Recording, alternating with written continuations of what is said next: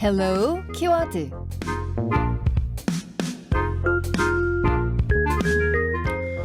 오늘 하루 한 이슈를 헬마우스만의 시각으로 정리해보는 헬로우 키워드 시간입니다. 헬마우스 임경빈 작가와 함께합니다. 안녕하세요. 안녕하세요. 헬로 키워드 헬마우스입니다. 네, 오늘 준비한 이슈는 서울대에서 일하던 청소 노동자가 휴게실에서 숨진 채 발견된 사건이 있었는데요. 예.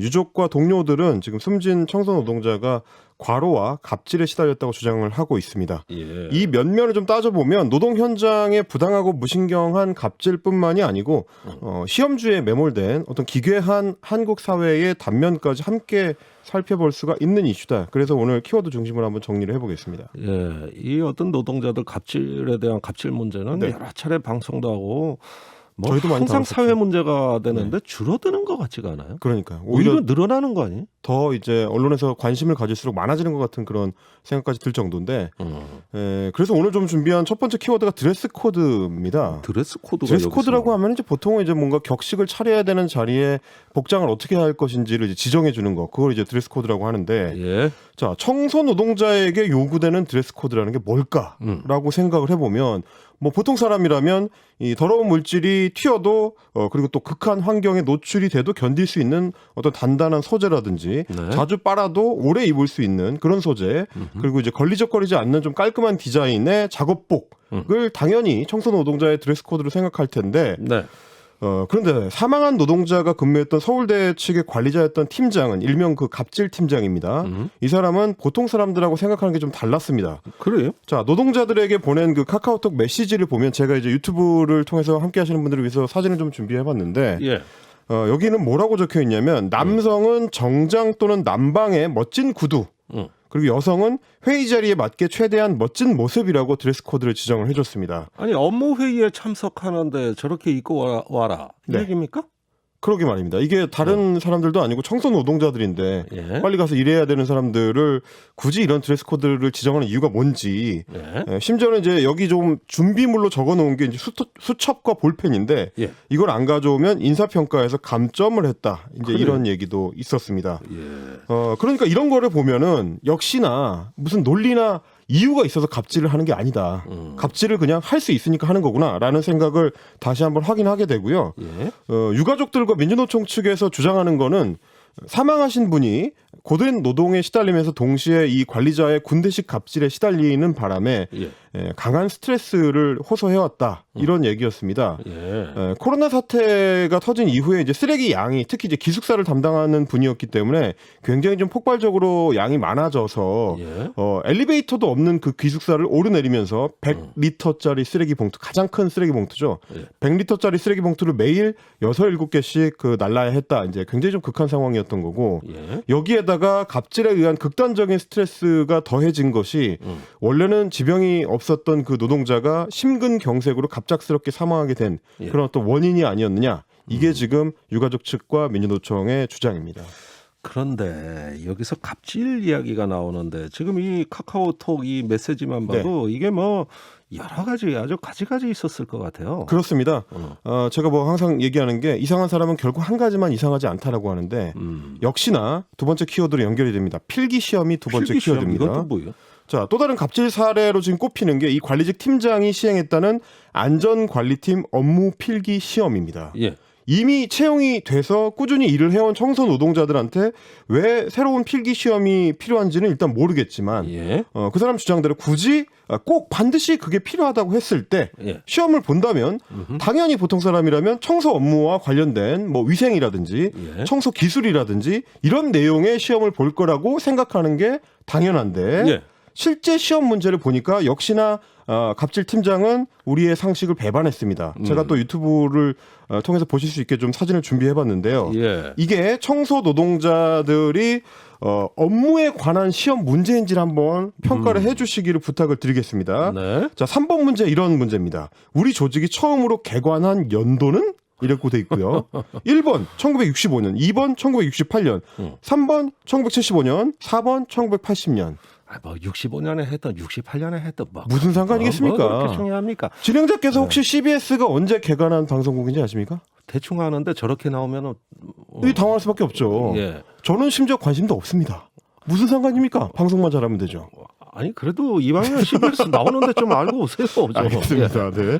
자, 7번 문제. 예. 919동의 준공 연도를 물어보고 있습니다. 자, 919동이라는 거는 이제 서울대학교 같은 경우는 예. 각 그 건물에다가 번호를 매겨가지고 구분을 하고 있는데 보통 사람들은 919동이 뭔지도 모르죠, 사실. 예. 근데 이제 그게 1번 1977년, 2번 1983년, 3번 2003년, 4번 2010년입니다.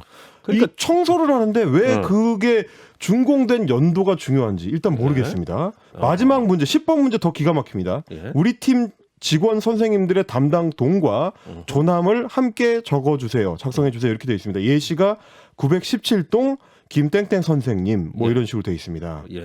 역시나 청소 노동을 하는 데 있어서 하등 필요가 없어 보이는 문제들입니다. 예. 이렇게 해가지고 그 사망하신 분이 틀린 그 표시를 쭉쭉쭉 받아가지고 점수 30점 이렇게 표시를 해서 돌려받았습니다. 예, 저 채점표가 나와 있어요. 네. 이게 뭐 보니까 아주 뭐 편집도 깔끔하게 해가지고 이게 뭐 진짜 시험 보러 가는 어떤 고시 시험 그러게 문제지 말입니다. 같아요. 예? 이게 도대체 청소 업무와 어떤 연관이 있는 필기 시험인지 이걸 매주 했다 이거 아니에요? 정말 모르겠는데 그러니까 이게 저는 이제 추측입니다만은 교직원인 나는 시험 보고 이 위대한 서울대학교에 들어왔는데 당신들은 이런 과정을 안 거쳤으니까 이제부터라도 내가 시험을 통해서 자격을 테스트해 보겠다라는 생각을 한 게 아닌가. 그야말로 갑질 마인드를 엿볼 수 있는 상황인 것 같고요.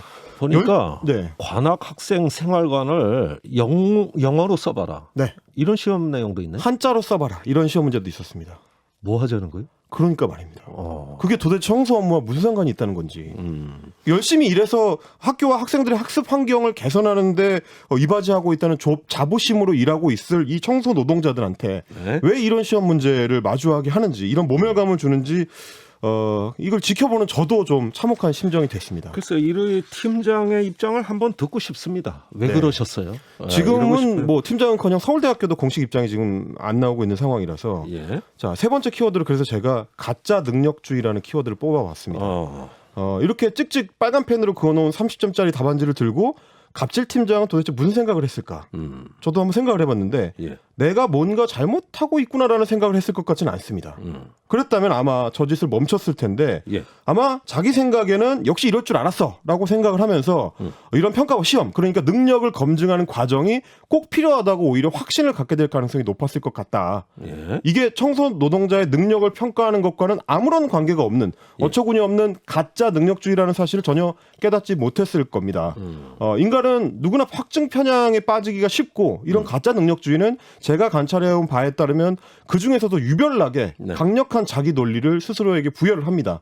시험을 통과해서 자격을 갖추면 상위 몇 등급의 인간, 시험을 안 거쳤다면 나고자거나 무능력자, 이런 낙인이죠. 네. 가짜 능력주의에 잠식된 인간들은 평생 이런 식으로 사고하면서 남들한테 그 가짜 능력주의를 강요를 합니다. 네. 이번 경우가 그 사례일 것 같고요. 네. 그래서 단언하건대 저는 가짜 능력주의가 우리 사회를 좀먹는 사회악이라고 생각을 하고 이 사회악에 연대와 감시로 대응해야 될 시기가 바로 지금이 아닌가 그런 생각이 들었습니다.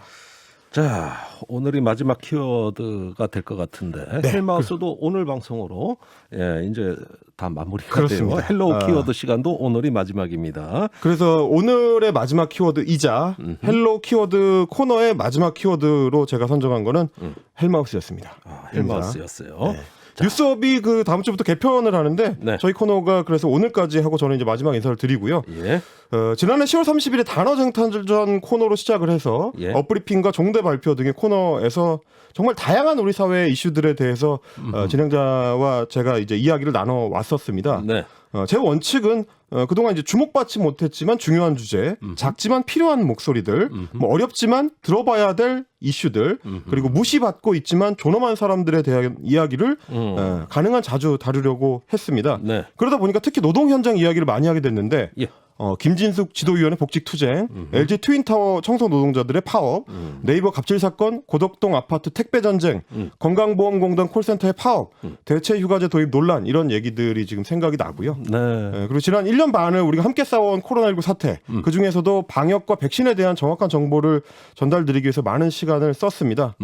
끝이 보여야 될 것 같은 이 시기에 또 대유행의 위기를 지금 우리가 맞고 있긴 한데 예. 7월 말부터 시작되는 대규모 백신 접종이 속도를 내기 시작하면 아마도 가을쯤에는 예전의 일상으로 한 걸음 더 다가갈 수 있을 것 같습니다.